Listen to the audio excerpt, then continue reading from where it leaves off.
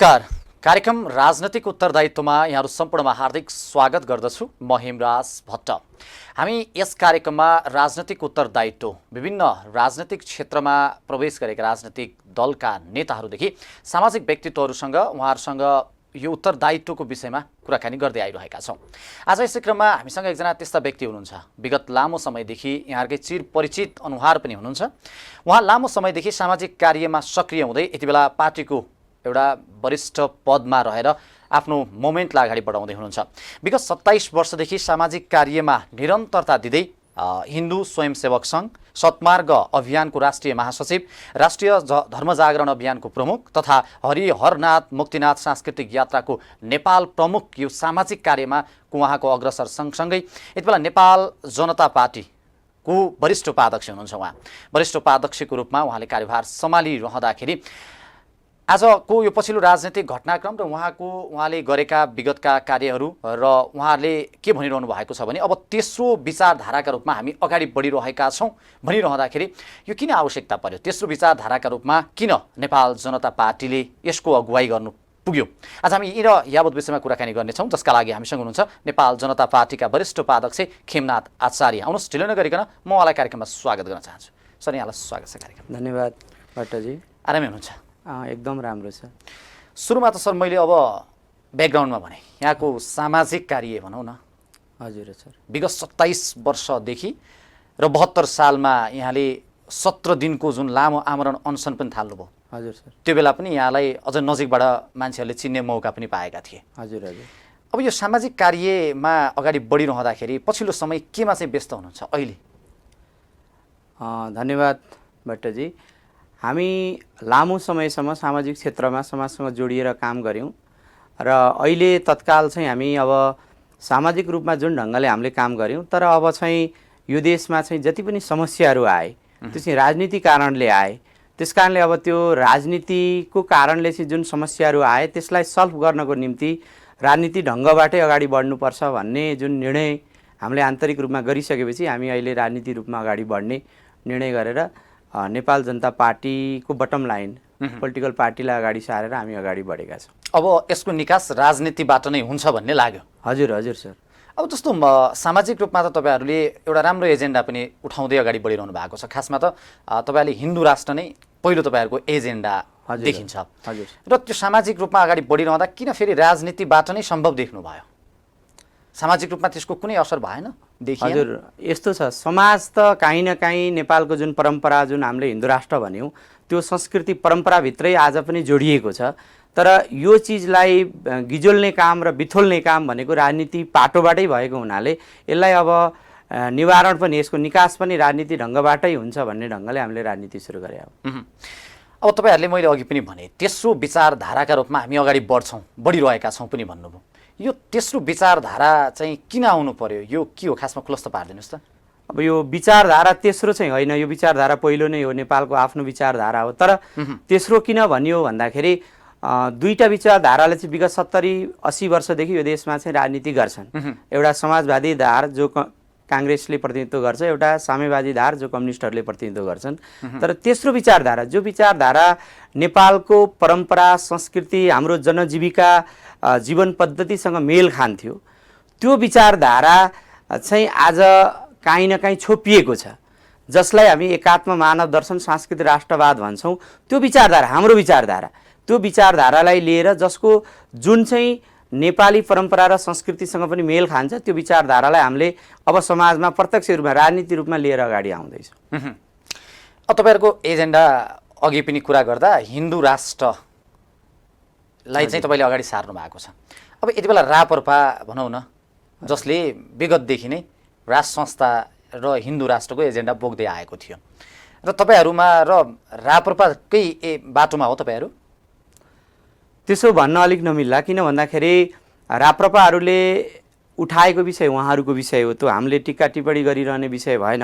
अर्कोको दलको विषयमा होइन, मान्छेलाई एउटा प्रकारको हुन्छ नि, एउटा दल त छ हजुर जसले त्यही मुद्दा उठाइरहेको छ र फेरि अर्को दल त्यही मुद्दा उठाउँदै अगाडि बढिरहेको। होइन, हामी चाहिँ एजेन्डाको बलमा राजनीति गर्दै छैनौँ। मैले अघि पनि के भने भन्दाखेरि हामी चाहिँ त्यो विचारधारा जसले एकात्म मानव दर्शन सांस्कृतिक राष्ट्रवाद भन्छ, त्यो विचारधारा जो हजारौँ वर्षको निरन्तरता हो। यसलाई राजनीतिक स्वरूप हामीले भर्खर दिएको अलग पाटो, तर त्यो विचारधारा जसले चाहिँ एजेन्डाको बलमा हिन्दू राष्ट्रलाई एजेन्डाको रूपमा होइन, हामीले हिन्दुत्वलाई विचारको रूपमा हामीले प्रतिपादन गरेर अगाडि बढेका छौँ, जसलाई त्यो स्वरूप चाहिँ जुन भारतमा जो दीनदयाल उपाध्यायजीले त्यसलाई एउटा पोलिटिकल स्वरूप दिनुभयो र अहिले हामीले त्यो फेरि भारतको होइन, नेपालको जुन परम्परा छ, हामीले वेद उपनिषद सारा चिजहरूलाई त्यसलाई निचोडेर राजनीति स्वरूप त्यसलाई कसरी दिने भन्ने विषयवस्तु हो। त्यस कारणले हामी फरक हौँ, राप्रपा र हामीमा। तपाईँहरूको यो समग्र रूपमा यो एजेन्डा चाहिँ होइन, एजेन्डा मात्रै होइन, हामी विचारकै रूपमा काम गर्दैछौँ, विचारकै रूपमा, जसको हामीले भन्यौँ नि हामीसँग प्रष्ट धेरै खाकाहरू छन्। हामी कल्पनाको आधारमा राजनीति गर्दै छैनौँ। हामीसँग चाहिँ राष्ट्र भोलि कस्तो बनाउने, हाम्रो शिक्षाको मोडल कस्तो बनाउने हो, विकासको मोडल कस्तो बनाउने हो, होइन नेपाललाई कुन रूपमा लाने हो। हामीले अरूले भने जस्तो गरेर चाहिँ नेपाललाई सिङ्गापुर बनाउने अथवा नेपाललाई चाहिँ स्विजरल्यान्ड बनाउने कल्पना होइन, हामीले नेपाललाई नेपाल बनाउने हाम्रो परिकल्पना हो। हामीसँग प्रष्ट खाकाहरू छ, त्यस कारणले हामी प्रष्ट रोडम्याप सहित आएका छौँ। यो मिसन तयार पारिसक्नु भएको छ, हजुर हजुर, त्यही खाका अनुसार अगाडि बढ्दै हुनुहुन्छ। हजुर हजुर सर। अब धर्मनिरपेक्षताको कुरा र हिन्दू राष्ट्रको कुरा बेला बेलामा अहिले पनि चर्चामा छ। हजुर। र धर्मनिरपेक्षता भइरहँदाखेरि यसले चाहिँ के असर गरेको छ? किन धर्मनिरपेक्षता चाहिँ चाहिँदैन? अब नेपालको दृष्टिकोणमा त तपाईँलाई जुन एङ्गलबाट हेरे पनि धर्मनिरपेक्षताको आवश्यकता छैन। जस्तो एउटा पाटो हेरौँ, दुनियाँलाई हेर्ने हो भने 50-55वटा देश इसाई कन्ट्रीहरू छन्, त्यसलाई सेकुलर बनाउनु पर्ने आवश्यकता संसारले महसुस गरेन, हामीले पनि महसुस गरेनौँ। 45देखि 48वटा देशहरू मुस्लिम कन्ट्रीहरू छन्, त्यसलाई पनि सेकुलर कन्ट्री बनाउनु पर्ने कसैले महसुस गरेनन्। बुद्ध हाम्रै देशमा जन्मिनु भएको, तर बौद्धिस्ट कन्ट्रीहरू पनि 6-7वटा कन्ट्रीहरू छ, त्यसलाई पनि सेकुलर बनाउने कसैले चेष्टा गरेन। तर विश्वमा 1.25 भन्दा बेसी हिन्दूहरू बस्छन्, त्यसको प्रतिनिधित्व गर्ने एउटा हिन्दू राष्ट्र नेपाल, जो पशुपतिनाथको देश हो, सगरमाथाको देश हो, बुद्ध जन्मिएको देश हो, आफ्नो परम्परा र संस्कृतिमा रमाएको देश, त्यो देशलाई सेकुलर बनाउनु पर्ने किन कारण? एउटा। अर्को कारण डेमोक्रेसीको दृष्टिकोण, लोकतान्त्रिक धारबाट हेर्नुहुन्छ भने यो देशमा भर्खरकै मतगणनाको चाहिँ जुन आयो रिजल्ट, त्यसमा पनि हामी 81% छौँ। ओमकार परिवारहरू 90% मोटामोटी छन्। भनेपछि यो एउटा संस्कृतिमा रमाएको देशलाई लोकतान्त्रिक धारले हेर्नु भने बहुमत यसको छ, त्यसलाई किन सेकुलर बनाउनु पर्यो? तपाईँ धानबारीलाई धान भएको ठाउँलाई धानबारी भन्नुहुन्छ कि हुन्न? बाँसै बाँस भएको ठाउँलाई बाँसबारी भन्नुहुन्छ? चाहिँ कसले देख्यो, किन देख्यो? यो धर्मनिरपेक्षता चाहिँ तपाईँले यति धेरै आवाज उठाइरहँदाखेरि धेरैको आवाज अहिले उठिरहेको छ, हिन्दू राष्ट्र हुनुपर्छ भन्ने आम जनताहरू पनि यति बेला त्यसैका कारण सडकमा पनि आउनुपर्ने अवस्था छ। र अघि पनि भन्नुभयो जनगणनामा पनि 81% त्यो देखिरहँदाखेरि यो आवश्यकता चाहिँ कसले, किन, कस कारणले चाहिँ हुन पुग्यो, के लाग्छ यहाँलाई? यो जसले नेपालको परम्परा र संस्कृतिलाई गिजोलेर समाजलाई विभाजन गर्न चाहन्छ, समाजलाई टुक्रा टुक्रामा हेर्न चाहन्छ र नेपाललाई जसले कमजोर बनाउन चाहन्छ, त्यसले सेकुलरको एजेन्डा बोकेर आयो। सेकुलरको एजेन्डा हाम्रो दृष्टिकोणबाट हामीले हेर्दाखेरि समाजलाई द्वन्द्वमा धकेल्नको निम्ति, राष्ट्रलाई एउटा एक किसिमको 10 वर्ष जनयुद्ध भर्खर भोगेर आएर एउटा चाहिँ लोकतान्त्रिक धारबाट नेपाल अगाडि बढ्दा बढ्दै त्यो चिजलाई फेरि गिजोल्नको निम्ति, फेरि समाजलाई अन्यल बनाउनको निम्ति ल्याइएको एजेन्डा हो हाम्रो बुझाइमा। मिलेर बसेको समाजमा तपाईँ भन्नुहोस् न, हिन्दू राष्ट्र हिजोको हिन्दू राष्ट्रको फेरि पनि हामीले परिकल्पना गरे होइनौँ। त्यो हिन्दू राष्ट्र जुन हिन्दू राष्ट्र परिकल्पना होइन, त्यो कल्पना होइन। हामीले लेखे किताबमा मात्रै लेख्ने, संविधानमा मात्रै लेख्ने हिन्दू राष्ट्रको परिकल्पना हामीले गरिरहेका छैनौँ। हामीले त्यो परिकल्पना गर्दैछौँ हिन्दू राष्ट्रको, जो आदर्श राष्ट्र, जसले आजभन्दा हजारौँ वर्ष अगाडि तपाईँ हिस्ट्रीमा जानुहुन्छ भने मानव सभ्यताको उद्गम भएको नेपाल, जहाँ हिमालय रेन्जबाटै मानव विकास भयो र सभ्यता सिकाएको देश नेपाल, होइन हिमालय, त्यो देश फेरि त्यही देशको रूपमा हामी विकास गर्न चाहन्छौँ। अघि पनि मैले भने जसको हिन्दू राष्ट्रभित्र जसको शिक्षाको मोडल हुन्छ, जसको विकासको मोडल हुन्छ, जसको अर्थको मोडल हुन्छ, जसले एउटा नमुना राष्ट्र, जसले संसारलाई फेरि पनि ज्ञान दिन सकोस्, जसले संसारलाई फेरि पनि मार्गदर्शन गर्न सकोस्। पश्चिमले अब फेरि पूर्व हेर्दैछ। त्यसमा ठ्याक्कै आचार्यज्यू अब भनिदिनुहोस्, यो चाहिँ अहिले पश्चिमा शक्तिहरू भन्ने कुरा बेला बेलामा उठिरहन्छ, चलाएको छ, विदेशीले नै देशलाई चलाइरहेको छ भन्ने कुरा आइरहन्छ। यो चाहिँ कसले, अहिलेका काङ्ग्रेस, कम्युनिस्ट वा विदेशी शक्ति कसले चाहिँ यो अवस्था ल्याउन खोज्दैछन्, द्वन्द्वतिर धकल्न खोज्दैछन्? अब धेरै कुरा त मिडियामै आएको छ, धेरै कुरा पब्लिक यहीँबाट खोलिदिनुहोस् भइसकेको छ।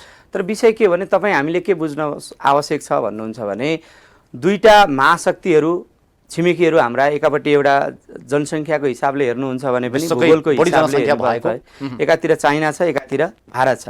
यो बिचमा को खेल्न चाहन्छ त्यो सबैलाई थाहा छँदैछ। यो बिचमा को रहन चाहन्छ, तर यो बिचमा रहनको निम्ति तपाईँ कमजोर रहनु भयो भने, यो समाज कमजोर भयो, राष्ट्र कमजोर भयो भने तब न उसले यो ठाउँमा आएर दुईतिर खेल्न सक्छ। त्यस कारणले त्यो चिज एउटा। अर्को, पश्चिमाहरूले प्रत्यक्ष रूपमा पनि खेले। संविधान जारी गर्ने बेला तपाईँले हेर्नुभयो भने, विगतलाई अलिकति हेर्नु भने संविधान जारी गर्दै पनि गिरिजाबाबु मरेर जानुभयो। उहाँले पनि के भन्दै हुन्छ भने, मलाई पहिला दिएको ड्राफ्ट चाहिँ एउटा थियो, पछि सभामुखले पढ्दाखेरि चाहिँ अर्कै चिज आयो, म पनि कन्फ्युज छु भन्ने कुरा।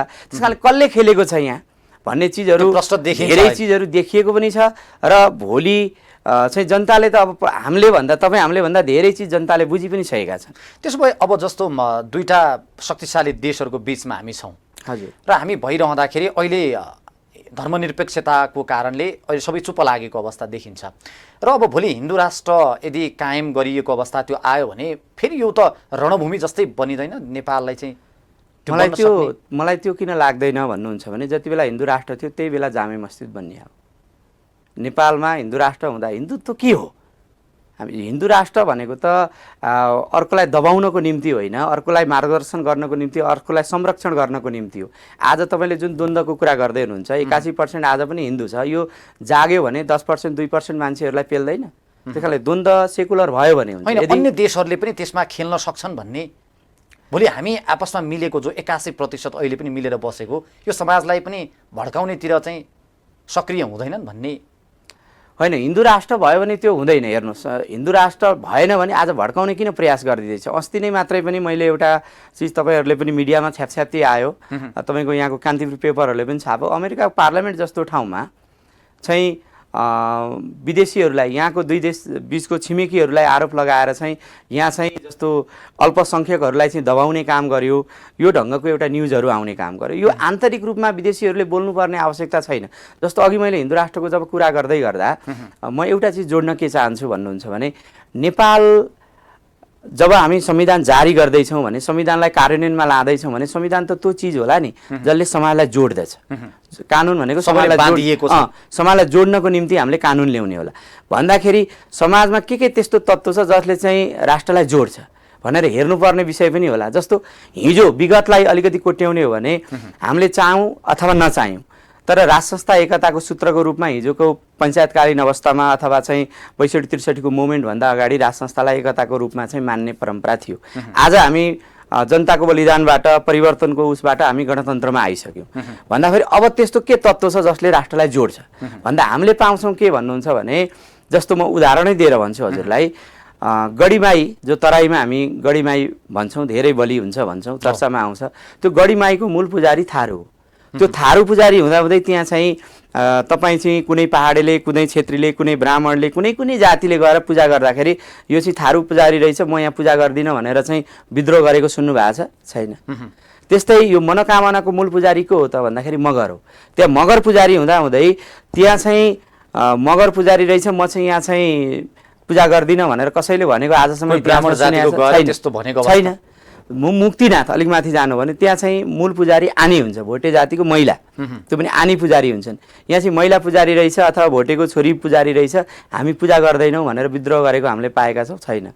यहीँ भद्रकाली मन्दिर जो टुँडीखेलको छेउमा छ, त्यहाँ चाहिँ हामी जो समाजले चाहिँ उसलाई दलित भनेर चिनाउँछ, नेवारा जातिको दलित पुजारी हुनुहुन्छ। त्यहाँ चाहिँ भद्रकालीमा शिर झुकाउँदै त्यहाँ चाहिँ के छ भन्दाखेरि कसैले विद्रोह गरेको पाउँदैनौँ नि भन्दा मैले के भन्न खोज्दैछु भने, यो समन्वय चाहिँ नेपालको 1-1 किलोमिटर 2-2 किलोमिटरमा चाहिँ त्यो समन्वय मिलेको छ।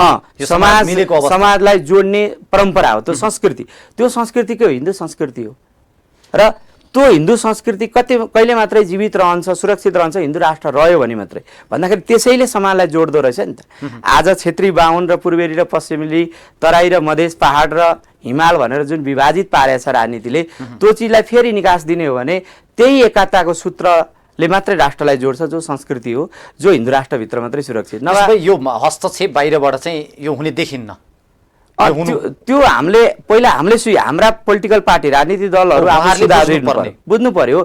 नभएदेखि राष्ट्रलाई केले जोड्नुहुन्छ? जोड्ने चिज त केही चाहियो नि। जुन म ठ्याक्कै एउटा कुरा, भारत भ्रमणमा जाँदा प्रचण्डज्यू केही दिन अघि मात्रै त्यहाँ गेरु वस्त्रको कुरा चर्चामा आयो। उहाँले लगाएर पूजा गर्दाखेरि महाकालेश्वर मन्दिरमा र उहाँ नेपाल फर्केपछि तपाईँ पशुपतिनाथ जानुभएको छ भन्ने प्रश्न पनि उठ्यो र त्यसकै भोलिपल्ट मन्त्रीमण्डल जो भारतमा गएका थिए उहाँहरू सबै जानुभयो र एक प्रकारले के भन्न थालियो भने अब उहाँको पनि झुकाव धर्मकर्मप्रति भनौँ न त्यो बढी झुकाव देखियो भन्दाखेरि यसलाई चाहिँ कसरी लिनुभयो यहाँले? होइन, प्रचण्ड हाम्रो जुन प्रधानमन्त्री सम्माननीय प्रधानमन्त्रीले जुन पशुपति उहाँबाट फर्केर आएर पशुपतिनाथको दर्शन गर्नुभयो त्यसको निम्ति त हामी त सबै यो देशमा बस्ने यो धरतीलाई माया गर्ने सबै मान्छेहरूले पशुपतिलाई आस्थाको रूपमा हेरुन्, सबै जुन आफ्नो पहिचान छ त्यो चिजमा उहाँमा चेतना आओस् भन्ने चाहन्छौँ, शुभकामना। अब चेतना आएकै हो, तर मलाई लाग्दैन त्यो चाहिँ अब सत्ताको खेल पनि हुनसक्छ। किन भन्दाखेरि अलिकति विगतमा जाउँ न, जुन प्रचण्डजीले छोरो मर्दाखेरि जुत्ता नखोली चाहिँ पशुपतिको आर्यघाटमा हामीले देखेका छौँ, टिभीका आज पनि फुटेजहरू हेऱ्यौँ भने हामी पाउँदछौँ। त्यो मान्छे यदि पशुपतिमा आस्थै हुन्थ्यो भने पशुपतिनाथको दर्शन गरेर चाहिँ महाकालेश्वरको दर्शन गर्न भारतमा गए भए हुन्थ्यो। एउटा एक किसिमको त्यो ढोङ, त्यो चिजलाई चिर्नको हामी राजनीति यसको निम्ति गर्दैछौँ, अब कम्युनिस्टलाई कम्युनिस्ट हो भन्नको निम्ति, सिकाउन होइन, चिनाउनका निमित्त तपाईहरु कमसे नेपालको पहिचान के हो जसले संसारले तपाईप्रति हेर्न खोज्दैछ अब भनेपछि त्यो चिजलाई तपाईँ स्मरण गर्नुहोस्। हाम्रो परम्परा र संस्कृतिलाई फेरि अवमूल्यन नगर्नुहोस्। जसले संसारलाई आज एउटा बुद्धले संसारलाई ज्ञान दियो होइन, त्यो चिजमा त्यो धरतीमा जन्मेर जहाँ धरतीलाई हामी आमा मान्छौँ, माटोलाई चाहिँ चन्दन भनेर टीका लगाउने हाम्रो परम्पराहरू, त्यो चिजलाई अवमूल्यन गरेर जुन विचारधाराको पछाडि उहाँहरू लाग्नुभयो र देशलाई आज यो दशामा पुर्याउनु भयो। आज हामी तपाईँ हेर्नु न, 30 वर्ष अगाडि नेपालको चाहिँ आर्थिक पाटो कहाँ थियो, आज हामी कहाँ आइपुग्यौँ। हामी एक किसिमले वस्तु भित्र्याउने, विचार पनि अरूको भित्र्याउने, वस्तु पनि अरूको भित्र्याउने, अनि हाम्रा मान्छेहरूलाई चाहिँ होइन देशमा रोजगार छैन, सारा छैन, मान्छेलाई बेच्नसम्म हामी लागिसक्यौँ होइन, अरूको नागरिक बनाएर बेच्न, नागरिक बनाउँदै मानव तस्करसम्म गर्न थालिसक्यौँ राज्य आफै। भन्दाखेरि हामी कहाँ पुग्यौँ? यसका पछाडि काहीँ न काहीँ विचारको पनि दोष होला नि। जुन विचार तपाईँले विदेशी जति ठुलो क्रान्तिकारीका कुरा गरे पनि विदेशी विचारधारालाई ल्याएर हामी पृथ्वीनारायण शाहको फोटो टाङ्न डराउँछौँ, यहाँका महापुरुषहरूका फोटाहरूलाई लात्ताले हान्छौँ, तर माओ र लेनिनका फोटाहरू, स्टालिनका फोटाहरू टाँसेर पूजा गर्छौँ भने चाहिँ हामी कहाँ गइराखेका छौँ? त्यसकारण यसको निम्ति अहिले प्रचण्डज्यूले जुन कार्य गर्नुभयो वा देखाउनु भयो त्यो भने देखाउनका लागि मात्रै मलाई त त्यस्तै लाग्छ। यदि उहाँ कम्युनिस्ट हो भने कम्युनिस्ट हुँ भन्न सक्नु पर्यो नि। जसरी उहाँले कम्युनिस्टको चरित्र छोरोको दागबत्ती दिँदा गर्दै देखाउँदै हुनुहुन्थ्यो, त्यही चिज भारत जाँदा किन गर्न सक्नु भएन? सत्ता जान्छ भनेर सधैँभरि जनतालाई कहिलेसम्म ठग्नुहुन्छ तपाईँहरू? त्यसो भए उहाँले पशुपति जानुको कुनै अर्थ छैन मलाई त लाग्दैन। होइन, उहाँमा साँच्चै ब्रह्मज्ञानै भएको जस्तो कालिदास त्यो आयो कि भन्ने होइन, वाल्मीकि भए जस्तो कालिदासैबाट चाहिँ ऊ भए जस्तो हो भने होइन, चेतनै आएको भए उहाँलाई शत नमन होइन, तर मलाई त्यस्तो लाग्दैन, त्यो छैन, देखिँदैन। जस्तो अब तपाईँले 2072 सालमा नेपाललाई सनातन हिन्दू राष्ट्र बनाउने आन्दोलनको नेतृत्व गर्दै आफै रिले अनसनमा पनि बस्नुभयो र त्यो बेला चाहिँ अब तपाईँले ब्याक हुनुपर्ने त्यो रिले अनसन त्यति बस्दा पनि कसैले सुनेनन् है? होइन, पहिला त रिले अनसन होइन, हामी आमरण अनसन बस्यौँ। आमरण अनसनमा त्यो बेला मलाई के लाग्छ भन्दाखेरि पछि त्यसलाई हामीले निरन्तरता हाम्रा पनि केही चिजहरू होलान्, तर मलाई लाग्छ नेपालको इतिहासमा हिन्दू आन्दोलनमा त्यो एउटा ठुलो उपलब्धि मान्छु म। किन भन्दाखेरि अलिकति म स्मरण के गराउँछु भन्दाखेरि नेपालको इतिहासमा विद्रोही शक्तिसँग चाहिँ कुनै पनि सत्ता पक्षले सरकारले वार्ता गर्थ्यो भने त्यो बेला चाहिँ प्रधानमन्त्री सुशील कोइरालाजी हुनुहुन्थ्यो। प्रधानमन्त्रीकै अध्यक्षतामा 5 जना क्याबिनेट मन्त्रीहरूको टिम बनेको थियो वार्ता टोली, त्यो पनि ऐतिहासिक पक्ष हो। अर्को हामीले मागेका 9वटा मागहरूमध्ये 7वटा मागहरू त्यो बेला राष्ट्रिय जनावर गाईलाई मान्ने, मलाई लाग्छ त्यो आमरण अनसन 7वटा मागहरू सम्बोधन भए र जुन सेकुलरको परिभाषा जुन सनातन परम्परादेखि चलिआएको परम्परा भनेर व्याख्या गरियो, त्यो पनि त्यो अनसनकै परिणाम, त्यो आन्दोलनकै त्यसले दिएको उपलब्धि हो एउटा। र अरू जुन धर्मान्तरणमाथि चाहिँ पूर्ण प्रतिबन्ध लगाउने, गौ राष्ट्रिय जनावर मान्ने, यी जुन तमाम चिजहरू थियो, छुवाछुतलाई पूर्ण अन्त्य गर्ने, यो कानुनी रूपमा जुन लेखियो त्यो 7वटा चिजहरू हो। र 2टा चिजहरू जुन हाम्रो माग थियो, एउटा सनातन हिन्दू राष्ट्र बनाउने र राष्ट्रिय प्रमुखहरू हिन्दू हुनुपर्ने, त्यो 2टा मागहरूलाई थाँती राखेर त्यो बेला हामीले वार्ता गरियो र त्यो वार्ताद्वारा त्यसलाई चाहिँ पछि सल्भ गर्ने भनियो। तर जब हाम्रो केपी शर्मा ओलीजी प्रधानमन्त्री हुनुभयो, त्यस पछाडि त्यो चिज चाहिँ अगाडि उहाँले बढाउन चाहनु भएन र हामीले पटक पटक त्यसका चिजहरू होइन हामीले घचघचाइराखेका छौँ र अहिले त हामी त्यही स्वरूपलाई, त्यही जुन आन्दोलनको जुन एजेन्डा हो, त्यही आन्दोलन जुन नेपाललाई जोड्ने, नेपाललाई एउटा आदर्श राष्ट्र बनाउने जुन परिकल्पना हो, त्यसैको प्रतिनिधित्वको रूपमा आज हामी राजनीतिक रूपमा आउनु भएको छ। अहिले मङ्सिरको चुनाव हेर्ने र उपचुनाव वैशाखमा भएको हेर्दा नयाँ दलहरूको उदय भएको छ। एक प्रकारको वितृष्णा जनताहरूमा धेरै त्यो परिसकेको छ। अब तपाईँहरूलाई जनताले पत्याउँछन् त? तपाईँहरू नेपाल जनता पार्टीलाई जनताले कसरी पत्याउँछ? होइन, यसमा यस्तो छ, हामी जनतामा हिजो त्यस्तो ढङ्गले गएका छैनौँ र मलाई लाग्छ अब जुन जनतामा जाँदैछौँ हामी, अब हामी एउटा कुरो कमिसनमा हामी काम गर्दै छैनौँ, मिसनमा काम गर्दैछौँ। एउटा अर्को चिज भनेको हामीलाई जनताले पत्याउने आधारहरू के छन् भन्नुहुन्छ भने अघि पनि मैले भने हामी हाम्रो लागि काम गर्दैछौँ, यो राष्ट्रको लागि काम गर्न खोज्दैछौँ। हामी कुनै विदेशी विचारधाराको निम्ति सबैले भने, सबैले पटक पटक भन्दै आए। हिजो कम्युनिस्टले भनौँ न 10 वर्षे सशस्त्र युद्धबाट उदाएको माओवादी केन्द्र 64मा आम जनताले पत्याए, भोट दिए, तर उहाँहरूले पनि त्यस्तै भन्नुभयो। अहिले त त्यो स्थिति देखियो र तपाईँहरूले पनि त्यही कुरा दोहोऱ्यायो भने जनता कसरी विश्वस्त हुने, सन्तुष्ट कसरी हुने? हामीसँग त्यसको खाकाहरू छ, हामीसँग त्यसको प्लानिङ छ, हामीसँग त्यसको रोड म्याप छ। हामी चाहिँ त्यो कल्पना गरेर, जस्तो एकछिनलाई मैले फेरि कोट्याउन चाहेँ, कम्युनिस्टहरूले जुन आन्दोलन गरे 6 सालदेखि जुन बिचबिचमा जुन आन्दोलनहरू भए, त्यो बेला एउटा चर्को रूपमा हामीले सुन्ने गरेका थियौँ। के सुन्थ्यौँ भन्दाखेरि हामीले पनि सुन्यौँ, हामीले पनि भोग्यौँ चाहिँ यो बुर्जुवा शिक्षा भनेर, त्यस पछाडि गएर मेकालेको शिक्षा प्रणाली यसले चाहिँ देशलाई उ गर्यो भन्यो। तर त्यही विचारधारा तिनै पोलिटिकल पार्टीहरू जब 46 पछाडि जब सत्तामा आए, उनीहरूले त्यही शिक्षालाई सुधार्नुको सट्टामा सही शिक्षा र स्वास्थ्यलाई बेच्ने काम गरे होइन। आज चाहिँ व्यापारको रूपमा चाहिँ शिक्षा र स्वास्थ्यलाई उनीहरूले प्रयोग गरेका छन्। तर हामीले के भनेका छौँ भन्दाखेरि मेकालेको शिक्षा प्रणालीले यो देशमा चाहिँ काम गर्न सक्दैन र हामी जहाँ जोडिएका छौँ त्यहाँ चाहिँ हामीले शिक्षाको मोडल कस्तो हुन्छ भनेर काम पनि सुरु गरेका छौँ।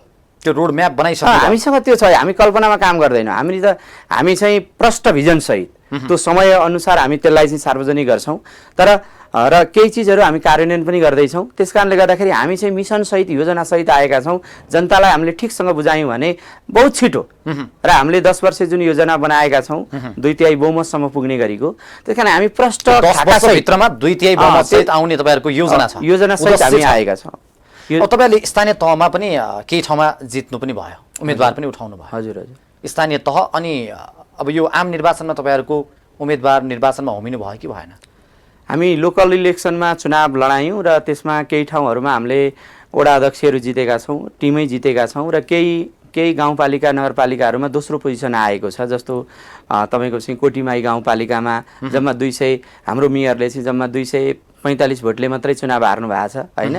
त्यस कारणले तर यो जुन अस्तिको जुन आम चुनाव भयो त्यसमा चाहिँ हामीले त्यो सफलता हासिल गर्न पाएनौँ। विविध हाम्रा आफ्ना आन्तरिकहरू थिए र अहिले हामी जुन त्यस पछाडि हामी जुन पार्टीलाई जुन ढङ्गले अगाडि लाने भनेर अगाडि बढेका छौँ, एउटा रोडम्याप सहित, योजना सहित हामी आम निर्वाचनमा तपाईँहरूको तयारी पुगेन, आम निर्वाचनमा तपाईँले जनतालाई विश्वस्त पार्न सक्नु भएन। त्यो होइन, त्यो पार्टीको आफ्नो आफ्नो सङ्गठनको संरचना हुन्छ, आफ्नो ढङ्गको हुन्छ। हाम्रो नयाँ पार्टी, 3वटा पार्टी नयाँ उदाए, हजुर, नागरिक उन्मुक्ति पार्टी, जनमत पार्टी, राष्ट्रिय स्वतन्त्र पार्टी, र तपाईँको पार्टी पनि उदाउनु पर्ने अवस्थामा किन आउन सकेन? त्यो बेला हाम्रो आन्तरिक तयारी थिएन भन्नुपर्छ र अहिले त्यो तयारीका साथमा हामी जुन पञ्चवर्ष अब जुन तपाईँले गल्ती कमी कमजोरी त्यो देखेर अब सुधार गर्नुहुन्छ, त्यो गर्छौँ। त्यसमा लुकाउनु पर्ने, ढाँट्नु पर्ने विषय केही पनि किन छैन भन्दाखेरि हामी अरू जस्तो होइनौँ, हामी फरक हौँ। हाम्रा कमजोरीहरू के थिए, कुन ढङ्गले हामीले काम गर्न सकेनौँ, ती हामीलाई थाहा छ र हामीले जनतासँग त्यो चिज खुलेर गरेरै अगाडि जान्छौँ। अब नेपाल जनता पार्टी तपाईँको निर्वाचन चिन्ह भनौँ न, हजुर, तपाईँको कमलको फुल छ। हजुर, अब यसलाई चाहिँ के भन्ने गरिन्छ भने भारतको छिमेकी राष्ट्र बिजेपीसँग चाहिँ मिल्ने कुरा पनि देखिएको भन्ने छ। यो सैद्धान्तिक कुरा के हो, यो खासमा प्रश्न पारिदिनुहोस् त। अब सैद्धान्तिक रूपमा चाहिँ हामी वैचारिक रूपमा चाहिँ नजिक छौँ बिजेपीसँग। नजिक हुनुहुन्छ? वैचारिक रूपमा बिजेपीसँग तपाईँहरू नजिक हुनुहुन्छ। अब र विचारधाराको दृष्टिकोणले हामी संसारभरिका हिन्दूहरू, ओमकार परिवारहरूकै नजिक छौँ। बिजेपीसँग मात्रै होइन, संसारभरि जति पनि हिन्दूहरू, ओमकार परिवार छन् उनीहरूसँग हामी नजिक छौँ होइन। राजनीतिक रूपमा बिजेपीसँग नजिक हौँला, तर चुनाव चिन्ह र लोगोको विषयवस्तु चाहिँ यो निर्वाचन आयोगको विषयवस्तु पनि हो होइन। हामीले माग्न त अप्सनहरू हुन्छ, 1, 2, 3 भनेर हामीले 3टा चिज मागेका थियौँ। हामीलाई कमलको फुल नै चुनाव चिन्ह प्राप्त भयो। तपाईँहरूले यो कमलकै फुल चाहिँ किन माग्नु भयो? अब यसको होइन, कमलको फुल मात्रै मागेका थियौँ नि त, लाली गुराँस हामीले मागेका थियौँ, अर्को दियो बल्दै गरेको दियो मागेका थियौँ र कमलको फुल मागेका थियौँ। निर्वाचन आयोगले त्यो चिज दियो, तपाईहरुलाई कमलको फुल दियो। कमलको फुल दियो र त्यो दिएकोमा पनि हामीलाई गौरव किन छ भन्नुहुन्छ भने यसको 2-3वटा पाटो छ। राजनीतिक दृष्टिकोणले हेर्ने हो भने जुन राजनीति आज दलदलमा गएको छ, कमल जसरी दलदलबाट चाहिँ खिल्छ त्यसरी यो राष्ट्रलाई निकास दिनको निम्ति पनि कमलले हेल्प गर्छ। त्यो हिलोमाबाट बाहिर निस्किन्छ र त्यो चिन्हले चाहिँ राजनीति निकास दिनमा पनि काम गर्छ। अर्को चिज भन्नुहुन्छ भने सामाजिक रूपमा भन्नुहुन्छ भने कमल चाहिँ तराईको दहमा पनि खिल्छ, पहाडको आलमा पनि खिल्छ, हिमालको चाहिँ सबैमा खिल्छ। अब धार्मिक दृष्टिकोणले, सांस्कृतिक दृष्टिकोणले हेर्ने हो भने हामी बौद्ध चाहिँ केमा चढेर उनी भए, कमलको नै त्योसँग रिलेसन छ। त्यस पछाडि लक्ष्मीको प्रतीक कमल नै हो होइन, विष्णुको प्रतीक कमल नै हो, त्यस कारणले माता लक्ष्मीको प्रतीक पनि कमल नै हो। त्यस कारणले सामाजिक, धार्मिक र राजनीतिक दृष्टिकोणमा पनि यो चाहिँ नेपालको निम्ति उपयुक्त छ र नेपाललाई दलदलबाट निकास दिनको निम्ति, राष्ट्रलाई खिलाउनको निम्ति पनि यसले मद्दत गर्छ भन्ने हामीलाई लाग्छ। त्यसपछि तपाईको बीजेपीसँग अरू कुनै कनेक्सन, त्यस्तो सम्बन्ध केही पनि छैन? बीजेपीसँग वैचारिक सम्बन्ध छ, यसमा छैन भन्नुहुन्न, तर उहाँहरूले आफ्नो लागि काम गर्नुहुन्छ, हामीले आफ्नो लागि काम। वैचारिक सम्बन्ध चाहिँ कसरी भयो, विचार चाहिँ कसरी मिल्यो? विचार चाहिँ जस्तो जुन हामी एकात्म मानव दर्शन भन्छौँ, सांस्कृतिक राष्ट्रवाद भन्छौँ, यो चाहिँ मूलतः एकात्म मानव दर्शन भनेको चाहिँ यो वेद उपनिषद सँगसँगै यसलाई निचोडेर एउटा राजनीतिक स्वरूप दिएको, हाम्रै परम्परा जुन संस्कृति छ त्यसैलाई चाहिँ राजनीतिक स्वरूप दिएको। त्यसलाई चाहिँ यसको बटम लाइन चाहिँ बीजेपी जति बेला जनसङ्घ सुरु भयो भारतमा, त्यो बेला दीनदयाल उपाध्यायजी भन्ने त्यो बेलाको दार्शनिक हुनुहुन्थ्यो, जो आरएसएसको पनि प्रचारक हुनुहुन्थ्यो। उहाँले प्रतिपादन जो विचारधारालाई उहाँले पोलिटिकल एउटा स्वरूप दिनुभयो, त्यही विचारधारा हामीले पनि नेपालमा पनि, किनकि त्यो दर्शन चाहिँ हिमालयबाटै सुरु भएको विचारधारा हो। वेदव्यास यहीँ जन्मिएका हुन् होइन, कपिल दर्शन यहीँबाट सुरु भएको, अनेकौँ दर्शनका प्रादुर्भावहरू नेपालकै भूमिबाट भएको। त्यस कारणले हामीले आफ्नो विचारधारालाई उहाँहरूले अलिक छिटो काम सुरु गर्नु, हामीले अलिक ढिलो सुरु गर्नु। बीजेपी भारतीय जनता पार्टीको एउटा धर्मप्रति, संस्कृतिप्रति बढी झुकाव जुन देखिन्छ नि, त्यो लगाव अहिलेकै भारतीय प्रधानमन्त्री नरेन्द्र मोदीको, र त्यो प्रति आकर्षित त हुनु भएन तपाईँहरू? होइन, त्यसलाई त्यो ढङ्गले लिँदैनौँ हामी त। त्यो झुकाव त हरेक नेपालीहरूको हुनुपर्छ भन्छौँ नि। किन भन्दाखेरि एउटा मैले प्रसङ्ग कोट्याएँ, एउटा के म चाहन्छु, के कोट्याउन खोजेँ मैले भन्नुहुन्छ भने मैले सम्झेँ हजुरले भन्ने बित्तिकै नेपालले के बेच्ने र के निर्यात गर्ने, के अरूलाई दिने र के लिने भन्ने कुराको ज्ञान चाहिँ नेतृत्व गर्ने मान्छेलाई हुनुपर्छ। जति बेला अहिले भर्खर योग दिवस संसारले मनायो, यो मोदीजीले चाहिँ त्यसलाई गर्नुभयो र त्यो बेला हामीमा एउटा चर्चा भएको थियो। के चर्चा भयो भने त्यो योग दिवस अन्तर्राष्ट्रिय योग दिवस मनाउने कुरा भारतले प्रस्ताव गर्दै गर्दा त्यो बेला हामीमा चर्चा हुँदा एउटा विषय हामीलाई के स्मरण भयो भन्दाखेरि हाम्रोमा चाहिँ आज 41-42 वर्ष भइसकेछ योग दिवस मनाउन थालेको। मकर सङ्क्रान्तिको बेला हामीले योग दिवस मनाउँदा रहेछौँ होइन, हामीलाई त्यो बेला थाहा भयो र हामीले त्यो बेला नेपालको क्याबिनेटमा गएर कुरा गऱ्यौँ।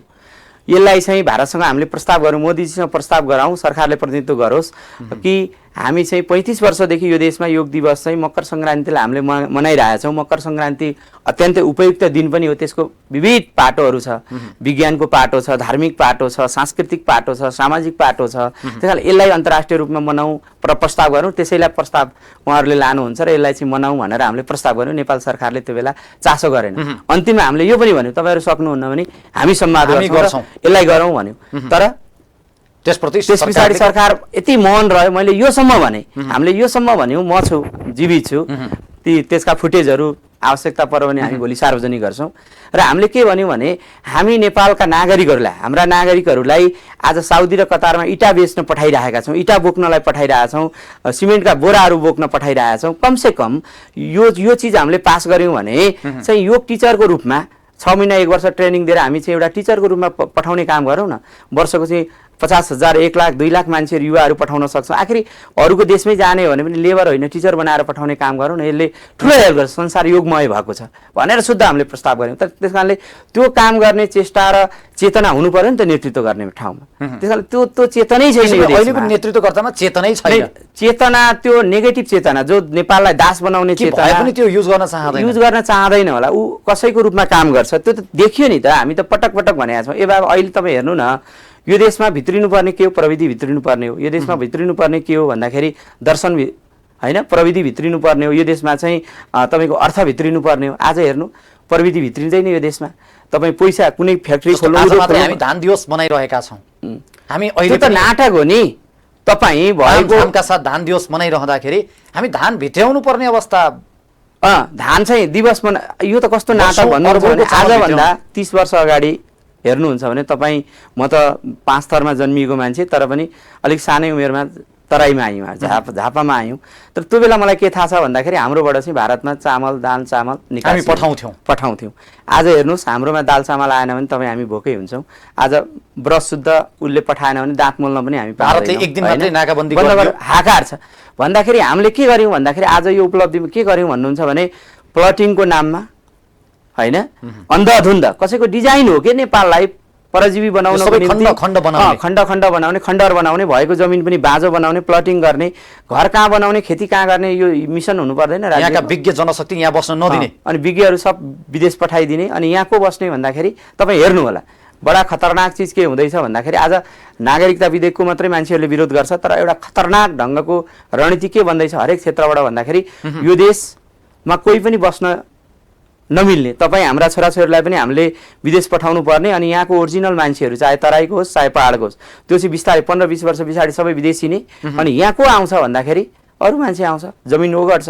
अनि सत्ता कसले गर्छ भने भोलि त तपाईँ त नेपाल देश रहला तर तपाईँको परम्परा रहँदैन, तपाईँको संस्कृति रहँदैन, तपाईँको राष्ट्रियता रहँदैन। खतरा देखिरहेछ नि, देखिरहेछ। त्यो परिस्थिति। अनि किन भन्नुहुन्छ भने यहाँ चाहिँ अघि पनि मैले भने प्रविधि पनि तपाईँ भित्र्याउन दिनुहुन्न, तपाईँ चाहिँ अर्थ भित्र्याउन पनि दिनुहुन्न, उद्योग खोल्न पनि दिनुहुन्न, तपाईँ वस्तु भित्र्याउनुहुन्छ। तपाईँले आज जुन हामी यहाँ बोलिरहेका छौँ यो प्रविधि तपाईँ र मैले उत्पादन गरेको र होइन नि। अनि वस्तु भित्राएर के यो डम्पिङ साइट हो र नेपाल? विचार पनि तपाईँ अर्काको ल्याउने, वस्तु पनि अर्काको ल्याउने, अनि जनशक्ति सबै विदेशमा लिने, अनि यो देश चलाउन पनि अघि अर्कालाई दिने हो र? त्यसो भए हाम्रो यो नेतृत्वकर्ताहरू किन यति निरही बन्न थाले? किन यो प्रति चाहिँ अब यसको पछाडिको धेरै लामो काम हो, यसको पछाडिको धेरै लामो प्रयास होला। मैले अघि भने नि 60-70 वर्षदेखिको निरन्तरता होला।